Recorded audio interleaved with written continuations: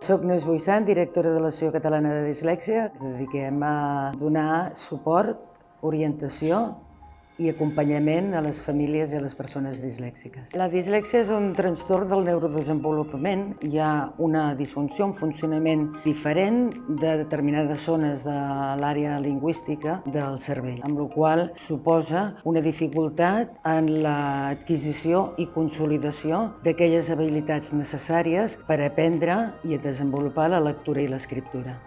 Em dic Ariadna Gisbert, soc dislèxica, tinc 21 anys i estic estudiant educació infantil i estic a quart de carrera. El meu procés escolar va ser difícil en el sentit que, sobretot aquesta etapa que no sabien si tenia dislèxia, si no, ho vaig passar molt malament. O sigui, tinc records puntuals que són horribles. Em sentia frustrada, tampoc sabies el que et passava, però a la vegada tiraves endavant.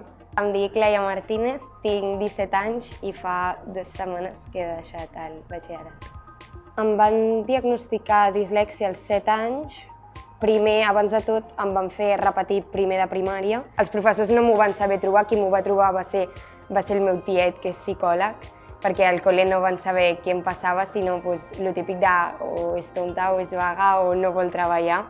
Llavors, una mica quan m'ho van diagnosticar és com una paraula que tu no has sentit mai i una mica et penses que és com una malaltia o alguna cosa així, no? Que segueixis tenint les mateixes dificultats que tenies al principi després d'haver-te passat 6 anys fent-ho, és com que la gent no ho acaba d'entendre i és molt complicat que empatitzin amb tu, no? He deixat el batxillerat perquè no m'he sentit com molt recolzada per les necessitats que potser em caldrien, no? Em dic Montse i sóc la mare de la Laia. El dia a dia a casa, després de l'escola, doncs, és de tenir que estar més pendent, es cansa molt ràpidament, amb la qual cosa s'han de deixar-li una miqueta d'esbarjo, tornar a començar. Més temps del previst amb un nen que no té dislèxia. L'etapa escolar ha sigut molt dura i segueix sent molt dura. Soc Lluís Arriba, president de l'Associació Catalana de Dislèxia, soc dislèxic i mestre. Com a professor, la meva experiència quan parlo amb mestres és que és difícil adaptar el dia a dia, perquè sempre et diuen, no? I és veritat, no només tenim dislèxics, tenim moltes més dificultats, i si ens hem de fixar en cada un d'ells, és un gran esforç. El tema és que adaptar les coses a un dislèxic és facilíssim. El més fàcil, per exemple, fer un examen oral. Jo normalment tothom fa la prova escrita perquè hem d'escriure, ens hem d'esforçar per escriure bé, però si saps dir el que saps de forma oral, doncs a mi m'interessa el que saps, així que ho fem de forma oral. Jo crec que el principal problema és que els professors no saben què és. O sigui, ni saben què és, ni saben tampoc molt bé com ajudar-te. El que recomanaria a la gent que està passant pel que jo vaig passar és complicat, però és no preocupar-te pel que et puguin dir, no?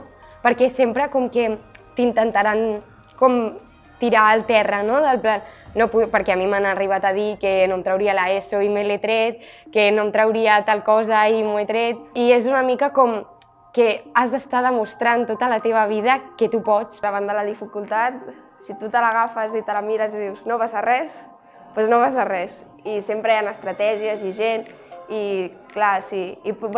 Jo crec que primer s'ha de caure per tornar a pujar. Llavors, he caigut moltes vegades i dic, avui necessito plorar i dir que és un fracàs, però demà seguirem lluitant. I jo m'ho he pres així i llavors agafes més energia i aconsegueixes el que vols i estic acabant la carrera i no veig al final de tot això, però... Els pares que s'enfrenten de nou a un diagnòstic de dislèxia és que tinguin molta paciència, que no tinguin por de canviar-los d'escola si l'escola en la que va el nen no li dona les necessitats que ell necessita. Nosaltres, canviant-la d'escola, va millorar moltíssim, moltíssim. És trobar el lloc que ell estigui bé. El problema és que els mestres hem estudiat en un sistema i reproduïm el mateix sistema. El currículum no diu que hem de fer exàmens escrits ni oral.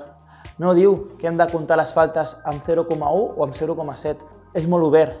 Simplement es diu que hem de ser competents amb la llengua escrita o hem de ser competents amb la llengua oral. I ara és la interpretació del mestre que vol dir competent. El legat que tenim els mestres que ensenyem com ens han ensenyat. I la gran revolució és canviar això. L'Associació Catalana de Dislèxia ofereix trobades, ofereix un telèfon, ofereix un correu on sempre contestem i fem mensualment 2 trobades perquè tothom qui en senti la necessitat pugui acudir a aquestes trobades i parlar d'allò que li preocupa i de com enfrontar la dislèxia.